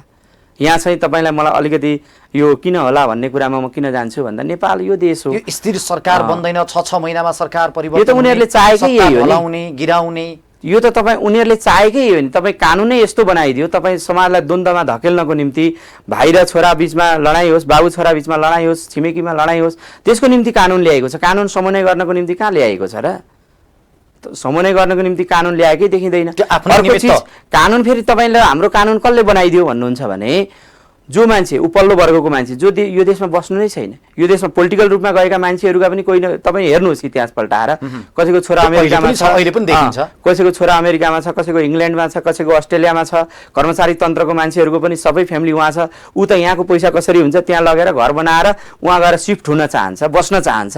अनि यहाँ बस्ने तपाईँ हामी जस्तो गरिब निमुखा रिक्सा चलाउने मान्छे, ठेला चलाउने मान्छे, खेती गर्ने मान्छे बस्ने हो। ऊ त कानुन बनाउन गएकै छैन। जो मान्छे यो देशमा बस्नु नै छैन उसले अनि यो देशलाई जोड्ने कानुन किन बनाउँछ? त्यस कारणले तोड्ने कानुन बनाइरहेको छ यो देशलाई। नेतृत्वकर्ताहरूले यसलाई तोड्ने आफ्नै कानुन उनीहरू त त्यही ढङ्गले गएको छ नि। नभएदेखि यो राज्य सत्ता तपाईँ भन्नु न एउटा 25-26 वर्ष अगाडिदेखिको जुन एउटा भुटानी शरणार्थीको चिज, त्यो चिजलाई आज चाहिँ सल्भ गर्ने नाममा चाहिँ अर्को देशको नागरिक बनाएर होइन कतिसम्म तपाईँ राज्य आफै लाग्यो। यहाँनिर प्रधानमन्त्री पर्दैन भन्छ, कसरी पर्दैन? गृहमन्त्री परेको छ, क्याबिनेटले निर्णय गरेर चाहिँ प्रधानमन्त्री पछिको उप प्रधानमन्त्री गइरहेको छ। उनीहरू चाहिँ किन जोगिने यो देशमा? यो देशमा चाहिँ कि त कानुन कि त दुईटा छ भन्नु पर्यो। यो देशमा जनतालाई लाग्ने कानुन एउटा उपल्लो वर्गलाई लाग्ने कानुन अर्को, दुईटा कानुन छ होइन भन्नु पर्यो। होइन भने कानुन सबलाई बराबर हुनु पर्यो। अनि यो देशमा तपाईले यो देशको परम्परा र संस्कृतिको अर्को बडा खतरनाक चिज के हो भन्नुहुन्छ भने तपाईले बहुसंख्यकको प्रतिनिधित्व गर्ने चिज गर्नुभयो भने तपाई पुरातनवादी हुनुभयो, तपाई चाहिँ के भन्छ तानाशाह हुनुभयो र अल्पसंख्यकको कुरो उठाएर बहुमत पक्षलाई डोमिनेट गर्नु भने तपाई क्रान्तिकारी हुनुभयो। यो कहाँको यो कसले सिकाइरहेछ तपाईले? बहुसंख्यकको भावनालाई डोमिनेट गर्ने गरे भने तपाई क्रान्तिकारी हुने जुन संस्कार संस्कृति विकास हुँदैछ त्यो कसले पढाइरहेछ तपाईले? अनि नेपालको परम्परा र संस्कृतिलाई डोमिनेट गरेर हैन कहिले देशले फड्को मार्छ? त्यसमै समग्र रूपमा हामी जनताहरू पनि हुनुहुन्छ नि, उहाँहरू पनि कहिले सुध्रिने, उहाँहरूले फेरि ती नेतृत्वलाई मन पराइदिने, निर्वाचनमा त उहाँहरूलाई नै बहुमत ल्याइदिने, विकल्प नभएर हो नि, जनताले विकल्प पनि नपाउने, विकल्प नभएर हो। त्यो खालको पोलिटिकल शक्ति आउनु पनि पर्यो नि, जसले जे बोल्छ त्यो गर्छ भन्ने किसिमको नेतृत्व आउनु पर्यो नि। आज केही चिजहरू तपाईँलाई पात्रकै रूपमा स्वतन्त्र रूपमा बालेनजी आउनुभयो, काठमाडौँका मेयर बालेन, हर्क साम्पाजी आउनुभयो, उहाँहरूको जुन एक किसिमले भन्छ नि बोली र व्यवहार एउटै खालको देखेपछि जनताले आज सपोर्ट गर्दैछ नि, हिरो बनाउँदैछ होइन। त्यो चिजलाई नेतृत्व गर्ने एउटा, मैले फेरि त्यो स्वतन्त्रताको वकालत गरेको होइन, तर त्यस्तो पात्रहरू हामी त के गर्दैछौँ भने आज हिजो मन्त्री भएका, प्रधानमन्त्री भएका, सांसद भएका मान्छेहरूलाई जोड्दैछौँ, हामी त्यो मान्छेहरू जोड्दैछौँ जसले रिक्सा चलाउँदै होला, समाजबाट उपेक्षित मान्छेहरूलाई जोडेर नयाँ ढङ्गको मिसनमा हामी काम गर्दैछौँ। त्यसो भए अब यो देशमा बालेन, हर्क जस्ता नायकहरूको पनि जन्म भयो हो। अब पक्कै उहाँहरूको हातमा उहाँले के गर्नुहुन्छ भन्ने आशा छ होइन? गरी पनि राख्नु भएको छ उहाँहरूले, र उहाँहरूलाई नगर्न दिने तत्त्वहरू पनि त सल्भ लागेका छन्। त्यो हामीलाई पनि नगर्न दिने तत्त्वहरू आइरहेको छ नि, त्यो त उहाँहरू आजसम्म विचलित हुनुभएको छैन, उहाँहरूलाई धेरै धन्यवाद छ। र त्यो वातावरण त चलिरहेछ नि नेपालमा। नेपाल त यस्तो अगाडि बढिसक्यो, तपाईँसँग छ के अब? यदि हामीले फेरि पुनः जागरण गरेनौँ भने, र हामीले यो भन्ने गरेका छौँ, हामीले के भन्ने गरेका छौँ भने व्यक्तिमा व्यक्तित्व निर्माण गर्दै राष्ट्र पनि निर्माणमा देशलाई लाने भनेका छौँ। अब जनजनमा जागरण गरेर एउटा नयाँ सांस्कृतिक रूपान्तरण हामीले गरेनौँ देशलाई भने, र आर्थिक रूपान्तरण गरेनौँ भने देश कहाँ रहन्छ? अब देश रहँदैन। भौगोलिक रूपमा देश रहला, राष्ट्रियता हो के? यहाँ बडा समस्या छ, दुईटा चिज कन्फ्युज छ कि यो देशमा। यो चाहिँ मलाई के लाग्छ भने तपाईँ आफै भन्नु न, यो देशको राष्ट्रियता हो के? राष्ट्रभक्ति र राष्ट्रियतामा पनि डिफरेन्स देखाउँदैन यहाँ। राष्ट्रियता भनेको चाहिँ मलाई लाग्छ नेपालको राष्ट्रियता भनेको 10औं वर्ष अगाडिको निरन्तरता हो कि। यो पृथ्वीनारायण शाहले त पुनः एकीकरण गर्नुभयो, तर त्यो लामो निरन्तरता जो परम्परा संस्कृति छ त्यो यो देशको राष्ट्रियता हो। तर राष्ट्रभक्ति भनेको चाहिँ यो देशमा जो जन्मन्छ र राष्ट्रको निम्ति योगदान गर्छ त्यो राष्ट्रभक्ति हो। त्यस कारणले यो अलग चिज हो, यसलाई कन्फ्युज गर्नुहुन्न, यसलाई चाहिँ मिक्स गर्नुहुन्न, एउटा पार्ट हो, अलग अलग पार्ट, अलग अलग चिज हो नि। राष्ट्रियता अलग विषय हो, राष्ट्रभक्ति अलग विषय हो एउटा। अनि यो देश चाहिँ वास्तवमा भन्ने हो भने यति सुन्दर देश, प्रकृतिले यति धेरै हामीलाई चाहिँ उहरू दिएको देशमा तपाईँ म्यानेजमेन्ट मात्रै ठिकसँग गर्यो भने यो देश त स्वर्गीय हुन्छ नि। तपाईँ के नै गर्नुपर्छ? एग्रिकल्चर कन्ट्री कमसेकम निर्यात गर्न छोडिदिनुहोस्, नेपाललाई खान पुग्ने अनाज उत्पादन यसलाई रोक्ने, उत्पादन भएको चिज रोकिदिने होइन, जे यहाँ उत्पादन हुन्छ त्यसलाई रोक्ने, जे उत्पादन हुन्न त्यो मात्रै लिने एउटा। अर्को चिज भनेको चाहिँ हिमालमा चढ्न दिने होइन कि, हिमाललाई हेर्ने बनाउनु न। हिमालको नजिक मेडिटेसन सेन्टरहरू खोल्नुहोस्, खौरीलाई 15 दिन 20 दिनको ट्रेनिङ होइन, सेमिनारहरू गराउने ठाउँहरू बनाउनुहोस्, मेडिटेसन गर्ने ठाउँहरू बनाउनुहोस्। बेच्ने के त? यो देशमा 2-3वटा चिज मात्रै काम गरे हुन्छ होइन। एउटा शिक्षा र स्वास्थ्य सामाजिक सुरक्षा राज्यले गर्ने, अरू चिज निजीकरण गरे भयो होइन। यो त राज्यको दायित्व नि। आज भ्रष्टाचार कहाँबाट हुन्छ भन्दाखेरि तपाईँ प्रधानमन्त्री हुँदै गरेको मान्छेले यो शिक्षा र स्वास्थ्य जुन बेचेको छ त्यसको कारणले उस भ्रष्टाचार गर्न सोच्छ, बाध्य हुन्छ। प्रधानमन्त्री ऊ कति बेलासम्म हुने भन्ने थाहा छैन अहिलेको परिवेशमा। 2 वर्ष प्रधानमन्त्री होला, उसको सेलरी कति हुन्छ थाहा छैन, तर उसको छोरो डाक्टर बनाउनु छ, इन्जिनियर बनाउनु छ भने, प्रधानमन्त्रीको छोरो भन्ने चिनाउनु छ भने, पढाउनु छ भने 1.5 करोड रुपियाँ त्यसमा लाग्छ। उपचार गर्नु पर्यो भने अरू 1.5 करोड लाग्ला। त्यो 4 जना फ्यामिली पक्कै होला होइन। स्वास्थ्य पनि तपाईँले बेच्नु भएको छ, शिक्षा पनि बेच्नु भएको छ, त्यो चिजमै 5-10 करोड रुपियाँ उसले सेभ गर्नुपर्ने होला। अनि प्रधानमन्त्री भएर रिटायर भएको मान्छेले साथीभाइ आउलान्, त्यसलाई चिया पानी खुवाउनु पर्ला, त्यसको लागि पनि बजेट चाहिला मैले के भन्न खोजेँ भने तपाईँले यस्तो व्यवस्था ल्याउनु भयो, यस्तो सिस्टम बनाउनु भयो, त्यो सिस्टमले प्रधानमन्त्री सोच्न के बाध्य हुन्छ भने मैले चाहिँ मेरो सेलरी र मेरो चिजबाट चाहिँ भोलि रिटायर हुँदाखेरि म बाँच्न सक्दिनँ, म उपचार गर्न सक्दिनँ, पढाउन सक्दिनँ भनेर ऊ कन्फ्युज छ भने आम पब्लिक के होला भने तपाईँले शिक्षा र स्वास्थ्य जुन यति महँगो बनाइदिनु भयो, यस्तो 2 तहको बनाइदिनु भयो, त्यसले चाहिँ भ्रष्टाचार यहाँबाट भएको छ नि। देशकै प्रधानमन्त्री, देशकै जनता के सोच्छ? भ्रष्टाचारको मूल जड यो। यदि शिक्षा र स्वास्थ्य हामीले निःशुल्क गर्ने हो भने सिटामलदेखि चाहिँ ब्रेन ट्युमरको अपरेसन गर्नेसम्म चाहिँ राज्यले गर्छ, कख पढ्नेदेखि इन्जिनियर डाक्टर हुनेको राज्यले गर्छ, र सामाजिक सुरक्षा राज्यले गर्छ भने तपाईँलाई पैसा के को लागि भ्रष्टाचार गर्नुपर्छ? घर पुर्खाले बनाइदिएकै हुन्छ, एउटा कटेज बनाउनुहुन्छ, काम गरेको पैसा तपाईँ 10-20% कर तिरिहाल्नुहुन्छ नि तपाईँ। त्यसो भए हामीले यो कस्तो व्यवस्था ल्यायौँ त? अब सङ्घीय लोकतान्त्रिक गणतन्त्र नेपाल त यो सुन्दर देखिदा त यस्तो व्यवस्था ल्याउनु भयो तपाईँ, यस्तो आएको छ, यो तोड्नुपर्छ। यो जुन मिश्रित प्रणाली छ नि, यो चिज त अझ घातक हो। तपाईँलाई कसैलाई बहुमतमा जान नदिने, टुक्रा टुक्रा बनाइदिने, त्यसमा खेल्ने, एउटालाई अर्कोमा खेल्ने यी शक्ति केन्द्रहरूले त्यसले त देशलाई द्वन्द्व कहिल्यै निकास दिँदैन। त्यसो भए अहिले जस्तो अब राप्रपाको कुरा गरौँ वा राज संस्था उहाँहरूले जो भनिराख्नु भएको छ उहाँको सक्रियता जुन बढिरहेको छ, आम जनमानसमा पनि एक प्रकारको वितृष्णा यति धेरै बढिसक्यो, अब त्योभन्दा त राजा नै ठिक थिए भन्ने कुरा पनि आइसकेको छ। त्यो त यस्तो होला, अब राज संस्थाले हिजो के गर्यो त्यसको निम्ति सम्मान छ। पृथ्वीनारायण शाहको योगदान, बहादुर शाहको योगदान, होइन, राज्य लक्ष्मी देवीको योगदान, भीमसेन थापाको योगदान, त्यो परिस्थिति हो। तर अहिले निराशा किन आएको भन्नुहुन्छ भने पञ्चायत कालभन्दा यो व्यवस्था नराम्रो भएर होइन, व्यवस्थामा हाम्रो प्रश्न छैन, जनताको पनि प्रश्न नहोला, बुझाउनेको कमजोरी, तर नेतृत्व गर्ने मान्छेहरूको खराब चरित्रको कारणले, त्यो आशा नदेखेको कारणले त्यो चिजलाई चाहिँ बा हुन्छ कि भन्ने यो देशमा अभिभावक भएन, अभिभावक विहीन भए यो देश जता ढलकायो पद्धति हो नि। अभिभावक भनेको पद्धति हुन्छ कि लोकतन्त्र हुन्छ। म एउटा चिज तपाईँलाई अब छिमेकीको उदाहरण दिन त के हुन्छ, तर म के स्मरण गर्छु भने भारत स्वतन्त्र हुँदै गर्दाखेरि पश्चिमाहरूले एउटा चिज 10-15 वर्ष यो चलाए चाहिँ 1947, 48, 50 पछाडि लगभग 70-75सम्म एउटा एक किसिमको आर्टिकलहरू आउँथ्यो, पश्चिमाहरूले लेख्ने गर्थे। के गर्थे भने तपाईँले कति हेर्नु भएको छ, पश्चिमाहरूले इन्डियनहरूलाई ब्ल्याडी डग, कुकुरसम्म भन्थे उनीहरूले, त्यो ढङ्गले चाहिँ हेलित गर्थे। र उनीहरूले के भने भारत हामी त्यो त्यहाँको यस्तो मान्छेहरूलाई छोडेर आयौँ जो चाहिँ सफेराहरूको देश, जसले के लोकतन्त्र जान्दछ र शासन गर्छ, उनीहरूमा त हामीले शासन गर्नुपर्ने छोडिदिउँ, त्यहाँ लोकतन्त्र टिक्दैन भारत जस्तो देशमा भनेर चाहिँ त्यो 15-20 वर्षसम्म चाहिँ उनीहरूले आर्टिकलहरू लेखिरहे, त्यो बारेमा जानकारी नै छैन लेखिरहे।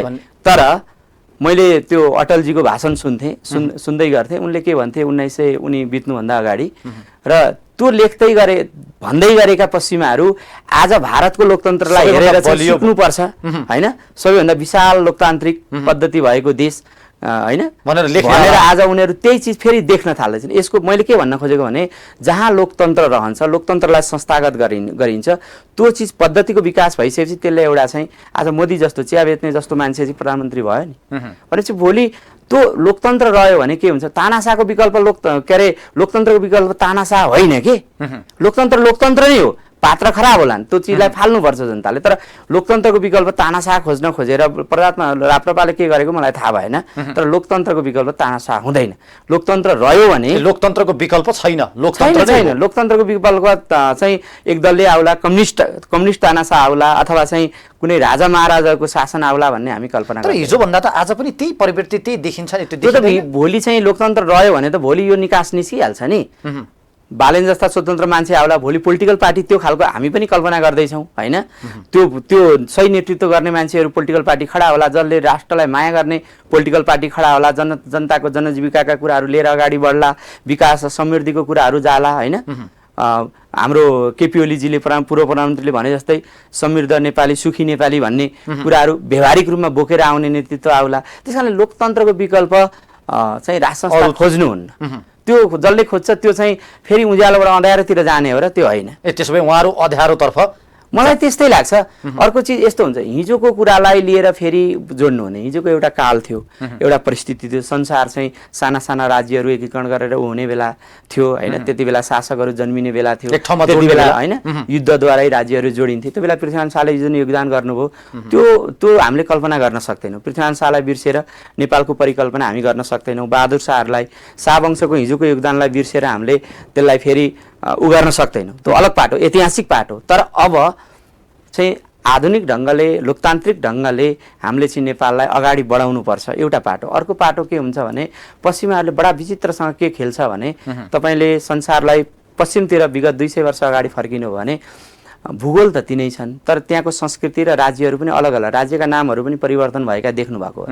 त्यो कसरी भएको हुन्छ भन्नुहुन्छ भने शासक र संस्कृतिलाई पर्यायवाची जहाँ बनाइन्छ, पर्यायवाची बनाइयो भने के हुन्छ भने शासकका कमजोरीहरूलाई देखाएर शासक सत्तालाई समाप्त पारिन्छ, सत्तासँगै संस्कृति पनि नष्ट गरिन्छ र त्यो देशको पहिचान पनि नष्ट हुन्छ र भूगोल रहन्छ।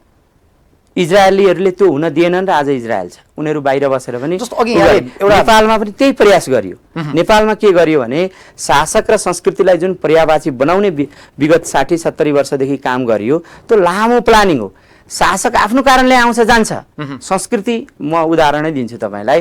हामी जुन संस्कृतिमा हुर्क्यौँ, जुन परम्परामा हुर्क्यौँ, त्यहाँ त राम जस्ता राजा पनि भए, रावण जस्ता राजा पनि भए, कंस जस्ता राजा पनि भए, होइन, कृष्ण जस्ता राजा भए। हाम्रै भूगोलभित्र हेर्ने हो भने दौडेर राजा हुने घले राजाहरू पनि भए, हात्तीले माला लगाइदिएर नवरालाई राजा बनाउने परम्पराहरू पनि आए, होइन, गणराज्यका राजाहरू पनि भए बुद्ध, होइन, होइन। यो त हाम्रो एउटा यति ठुलो निरन्तरता हो। यो राजक त शासकहरू त आउँछ जान्छ नि, तर त्यो सनातन संस्कृतिभित्र ती चिजहरू आए के, त्यो शासकहरूले संस्कृति जन्माएन नि, त्यही कारणले फरक चिज हो।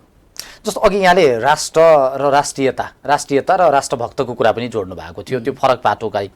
र अहिले भारतले पटक पटक नेपालमाथिको कुदृष्टि जुन विगतदेखि राख्दै आएको थियो, अहिले पनि हामीले एउटा नेपालको नक्सामा लिम्पियाधुरा, कालापानी, लिपुलेखलाई ओगट्यौँ, त्यसमा गर्व गऱ्यौँ। त्यो गर्व गर्न लायक पनि थियो, ठिक छ, हामीले एउटा नक्सामा भए पनि ल्यायौँ, तर त्यो जमिनमा हामीले अहिलेसम्म हलचल केही पनि गर्न सकेका छैनौँ। र अर्को कुरा, अहिले अखण्ड भारत, अघि पनि तपाईँले भन्नुभयो, एउटा दास बनेको वा मुक्त भएको स्वतन्त्र भएको राष्ट्रले अहिले आफूलाई अखण्ड भन्दा नेपालका महत्त्वपूर्ण भूमिहरू, लुम्बिनीको कुरा, बुद्ध जन्मस्थललाई उसले आफ्नो नक्सामा राखिरहँदा हाम्रो देशको राष्ट्रभक्ति, राष्ट्रियता त्यो कहीँ छैन, त्यो खडेरी परिसकेको हो। अब यसमा बडा महत्त्वपूर्ण विषय के हो भन्नुहुन्छ भने यो कालापानी, लिम्पियाधुरा, होइन, यसको नक्साको विषय चाहिँ के भन्नुहुन्छ भने 65 वर्ष अगाडि नै हामीले हिस्ट्री थोरै हेर्दाखेरि जति बेला चाइना र भारतको वार पर्यो, त्यो बेला चाहिँ उनीहरू कसरी त्यहाँ बस्न गए, पछि राजा महेन्द्रले कसरी त्यसलाई चाहिँ स्वीकारे, अब के बाध्यात्मक परिस्थिति थियो, त्यो आफ्नो पाटो छ। तर त्यो भूमि नेपालको है, त्यो भूमि नेपालको हो। त्यो मात्रै होइन, तपाईँको चाहिँ सुस्ताका विषयहरू छन्, भारतसँगका विभिन्न ठाउँका सीमाका विवादका विषय छन्। त्यतापट्टि मात्रै होइन, चाइनामा तपाईँले अलिक विगतलाई हेर्नुभयो कि भएन, गोर्खाको रुई गाउँको विषयमा त केपी ओलीजी प्रधानमन्त्री भएको बेलामा हाम्रो परराष्ट्र मन्त्री गेवालीजी हुनुहुन्थ्यो क्यार, प्रदीप गेवालीजीले प्रेस मिटमै तपाईँले फुटेज हेर्नुहुन्छ, त्यो रुई गाउँको विषय चाहिँ एउटा गाउँपालिकै चाहिँ चाइनाको उसपट्टि उनीहरूले बिल्डिङहरू बनाएको छ। र एउटा परराष्ट्र मन्त्री जस्तो मान्छेले के बोल्नुभयो भने त्यहाँका जनताहरू चाहिँ सो इच्छाले चाहना भएर चाहिँ उतापट्टि गएका हुन्, चाइनाले कब्जा गरेको होइन भनेर यो अभिव्यक्ति दिएको छ। अभिव्यक्ति त्यसलाई ठुलो बनाउनु हुँदैन भन्ने उहाँले गरेछ। त्यो सरासर गलत हो। यदि सो इच्छाले जान्छ भने त आज भोलि नेपालका धेरै भूभाग जाला नि त सो इच्छाले। त्यो बोल्ने कुरा हो। आम माफी माग्नुपर्छ यो देश शासक चलाउने मान्छेहरूले। अर्को चिज, नेपाल बडा खतरनाक चिज के भन्नुहुन्छ भने यो छिमेकीसँगका सीमाका कुराहरू भनेको राज्य स्तरबाट सल्भ गर्ने विषय। जनतालाई सडकमा उतारेर जनतालाई चाहिँ भोट ब्याङ्कको विषयवस्तु बनाउने चिज होइन, जनता लडाउने विषयवस्तु होइन यो चिज। आज त्यस कालापानी लिपुलेखका जनता यति तनावमा छन्, यति त्रसित भएका छन्। त्यसकारणले गर्दाखेरि यो चिजहरूमा छिटै हामी सत्तामा जान्छौँ भने त 24 घण्टाभित्रमा, हामी 48 घण्टाभित्रमा यो सल्भ गर्छौँ। सत्तामा जाने बित्तिकै त्यो चिज बडा सजिलो चिज छ। त्यो चाहिँ नियत ठिक भएको मान्छेहरू पावरमा गएपछि त्यो सल्भ हुन्छ। हेर्नुहोस्, नियत खराब जसको छ उसले गर्न सक्दैन, एउटा बाटो। अर्को चिज भनेको अहिले भारतले जुन सांस्कृतिक नक्सा राख्यो भन्ने विषयवस्तु छ, त्यो उहाँहरूले किन राख्नुभयो उहाँहरूको विषयवस्तु। तर हाम्रो विषय के भन्नुहुन्छ भने त्यस्ता नक्साहरू राख्न सुरु गर्यो भने यहाँ पनि केही सोसल मिडियाहरूमा चाहिँ ग्रेट नेपालका नामहरू राखे। अहिले भारतमा त्यो विषय चर्चामा भयो। जस्तो एउटा चिज म के भन्छु भने त्यस्तो चिजहरू राख्न सुरु गर्यो भने बेलायतले भोलि त्यो राख्ला, जापानले त्यो राख्ला, कुनै बेला जापानले पनि चाइनाको धेरै भूभागहरू कब्जा गरेका थियो होला, अर्को देशले अर्को राख्ला भन्दाखेरि संसार आज फेरि द्वन्द्वमा जान्छ, फेरि त्यो चिज गलत नै हो। गलतलाई गलत गर्नु हुँदैन। अर्को चिज के भने जस्तो अखण्ड भारतको र ग्रेटर नेपालको राखिसकेपछि पब्लिकमा के आइरहेछ, हजुरले इन्डियामा त बहसै सुरु भयो। जस्तो मुस्लिम र हिन्दूहरूमा त्यहाँ मैले अहिले हेर्ने गर्छु, उहाँहरू के भन्छन् भने यो त हामी पक्षमा छौँ, मुसलमानहरूले भन्छ। किन भन्दाखेरि पाकिस्तान पनि जोडिन्छ, बङ्गलादेश पनि जोडिन्छ, त्यहाँ मुस्लिम प्रधानमन्त्री हुन्छ, हामीले चाहेकै यही हो। उसले यो खुसी हुनुहुन्छ। त्यो विवाद सुरु भएको छ। विवाद त सुरु हुन्छ नि कुनै इस्युले हुनुहुन्छ। जस्तै नेपालको ग्रेट नेपालको कुरा आउँदाखेरि यहाँ के आइरहेछ तपाईँले सुनेको छ छैन, तर मधेसको केही साथीहरू छ नि जसले के भन्छ भने सतलतदेखि चाहिँ टिस्टादेखि सतलतको कुरा र उहाँको कुरा भयो भने त हामी त चाहन्छौँ नै यही, किनकि पहाडे मान्छे त प्रधानमन्त्री हुन्न, हाम्रै समुदायको मान्छे यो मान्छे प्रधानमन्त्री हुन्छ। कस्तो बिस छरिसक्यौँ हामीले, जसले चाहिँ म नेपाल हुँ भन्ने, नेपाली हुँ, म गौरव गर्छु यो नेपाललाई। यो देशमा चाहे तराईको थारू होस्, चाहे शाह होस्, चाहे तेली होस् चाहे चाहिँ लिम्बू होस् चाहे मगर होस्, पहिला म नेपाली हुँ अनि पाल्पाली हुँला झापाली हुँला भन्ने सम्मको विकास गराएनौँ हाम्रा पोलिटिकल पार्टीहरूले। म नेपाली हुँ भनेर गौरव गर्न सक्ने समाज पनि निर्माण गरेनौँ, त्यो कार्यकर्ता पनि उत्पादन गरेनौँ भने के राजनीति गर्नु हो तपाईँले? राष्ट्रको विकास कहाँनिर गर्नु? अब हामी कार्यक्रमको अन्तिमतिर छौँ र अन्तिममा अहिले गठबन्धनको सरकार छ, बजेट पास पनि भइसकेको छ र विभिन्न कुराहरू यी काण्डका कुराहरू पनि आए। अहिले तपाईँले अब धर्म संस्कृतिको हामी कुराकानी गरिरहँदा पशुपति जस्तो लाखौँ करोडौँ भनौँ न विश्वभरका त्यो आस्थाको केन्द्र, आम हिन्दू धर्मावलम्बीहरूको एउटा आस्थाको केन्द्र, त्यहाँ माथि पनि मन्दिरै बेच्नेसम्मका कुराहरू पनि त्यहाँ बाहिर निस्किए र अहिले ललिता निवास प्रकरणको भ्रष्टाचारको काण्डमा पनि फेरि सिआइबीले फाइल खोलेको छ र अहिलेको सरकारले तत्कालीन यो जुन प्रकारका भ्रष्टाचारका काण्डहरू बाहिर ल्याउने प्रयास गरेको छ, यसलाई चाहिँ यहाँले कसरी लिनुभएको छ? अब यो के टुङ्गोमा पुर्याउनका निमित्त हो या फेरि यो पनि त्यसै डिसमिस हुन्छ? अब यो टुङ्गोमा पुर्याउन हो भन्ने कुरा चाहिँ मलाई विश्वास लाग्दैन पहिलो विषयमा। अब भगवान् पशुपतिनाथको विषयमा के हो भन्नुहुन्छ भने त्यहाँ चलाखी के भयो भन्नुहुन्छ भने एउटा कुरो त 11 किलो सुन हराएको छ, त्यो कहाँ गयो त्यो सुन ल्याउनु पर्छ। अब पानी दुध हाल्दा त्यो खियो भन्ने कुरा बाहिर 11 किलो चाहिँ 1 वर्ष 1.5 वर्षमा चाहिँ सुन खिँदैन, त्यो तपाईँलाई पनि थाहा छ हामीलाई पनि थाहा छ होइन। अब अख्तियारले छानबिन गर्दै रिपोर्ट आउला एउटा पाटो। अर्को चिज बडा विचित्रको के भने आस्थामा कसैले खेल्नुहुन्न। जस्तो एउटा जुन जलारी राखियो, तपाईँ मैले लगायत सम्पूर्ण विश्वभरिका हिन्दूहरू जो पशुपतिनाथको दर्शन गर्न जान्छ त्यो मान्छेले चढाएको जल, चढाएको घिउ, चढाएको दही जुन बगेर जान्छ त्यो ठाउँमा यदि ताम्रपत्रै राख्नु थियो भने बाहिर राख्नुहोस् न। तपाईँ यो सम्मानित प्रधानमन्त्री पूर्व प्रधानमन्त्री केपी ओलीजी लगायतको केहीको जुन नाम आएको छ त्यो तपाईँले चढाएको हामीले चढाएको त्यो नाम त्यो बगेर जहाँ जान्छ त्यो कसको नामबाट जान्छ? केपी ओलीको नामबाट। त्यो के उनले के गर्न खोजेको? यो आस्थामाथि खेलवाड गर्नु हुने गलत चिज हो होइन। उहाँले त के भन्नुभयो भने उद्घाटन गर्दा शिलालेखमा नाम आउँछ, त्यसलाई ठुलो कुरा बान्नु हुँदैन। ताम्रपत्र तपाईँ जहाँ चढाउनुहुन्छ जल त्यो बगेर जहाँबाट चाहिँ टच हुन्छ अनि शिवलिङ्गमा जहाँ जोडिन्छ त्यहाँ लेख्ने चिज होइन होला नि त। त्यो त तपाईँको आस्थाको विषय होला। तपाईँले एउटा श्रद्धाले के केपी ओलीको नाममा चढाएको हो र तपाईँले जल? विश्वका सवा अरब हिन्दूहरूले ओमकार परिवारहरूले जुन भगवान भोले बाबालाई चढाएको जल केपी ओलीजीलाई र अर्को नाममा चढाएको हो र त्यहाँ लेखिनुपर्छ, त्यहाँ टच भएर जानुपर्छ र त्यो गलत हो। गलतलाई नियत गलत हो। यो एउटा त्यसमा नियत गलत हो। अर्को सुन निस्किनुपर्छ एउटा हाम्रो डिमान्ड। अर्को बडा खतरनाक चिज के छ भने भर्खरै मात्रै त्यसको कसको लेनदेन छ थाहा छैन, पशुपतिनाथको जलरी काण्ड मात्रै होइन जमिन तपाईँ 534 रोपनी जमिन जो गोठाघर एयरपोर्ट पछाडिको जमिन आज चाहिँ प्रमाणित गर्दै अहिले फेरि एउटा उ गारेर चाहिँ मुजुल्का बनाएर उहाँहरूले चाहिँ 504 रोपनी मात्रै जमिन देखाइएको छ। 30 रोपनी जमिन कहाँ गयो? कति अरबौँको जमिन हो त्यो? यो खोजी गर्नुपर्छ कि पर्दैन? त्यस कारणले यो प्रधानमन्त्री निवासकै जग्गा गाए भिनामिना भएको छ। यतापट्टि ललिता निवासको कुरा अब चाहिँ त्यो सामान्य उहरूलाई मात्रै थुनेर हुन्छ र? अब अर्को चिज तपाईले चाहिँ पहिले यो निर्णय भएको छ। के निर्णय भएको छ भन्दाखेरि क्याबिनेटले निर्णय के गरेछ भने बाबुराम भट्टराई पनि त्यो बेला प्रधानमन्त्री हुनुहुन्थ्यो, माधव नेपाल प्रधानमन्त्री, उहाँहरूलाई चाहिँ थुन्न नमिल्ने गरी भनेर चाहिँ निर्णय गरेछ क्याबिनेटले। अनि अहिले अख्तियारले उहाँहरूलाई टच गर्न सक्दैन। अहिले अख्तियारलाई आए पनि अर्को जो कोही लागे पनि उहाँहरूलाई निर्णय नै गरेछ। उहाँहरूलाई टच गर्ने भने फेरि क्याबिनेटले निर्णय गर्नुपर्छ। प्रचण्डले अहिलेको प्रधानमन्त्री प्रचण्डजीले चाहिँ त्यो निर्णय उल्टाएर चाहिँ निर्णय गरेर चाहिँ थुन्नुहुन्छ त उहाँले सक्नुहुन्छ हो? उहाँले थुन्नु हो भने अनि फेरि हामी त्यसलाई सल्युट गरौँला। अथवा आर्जुलाई थुन्नुहुन्छ, टच त भएको छ नि त विषय। त्यसपछि सन्दर्भमा यो भने यो जनतालाई झुक्क्याउने वा गर्ने यो एउटा अस्तमा पनि कसैले भनेर गरे होला, प्रचण्डजीको आफ्नै कारणले होइन। जसरी गर्नु भएन दिल्लीले गर्थ्यो भने त अघि पनि हामीले विषय कोट्यौँ नि। तपाईँको उज्जैनको मन्दिरमा गएर धोती लगाउने मान्छेले त्यो उहाँको इच्छाले पक्कै गरे होइन होला, कसैले भन्यो होला।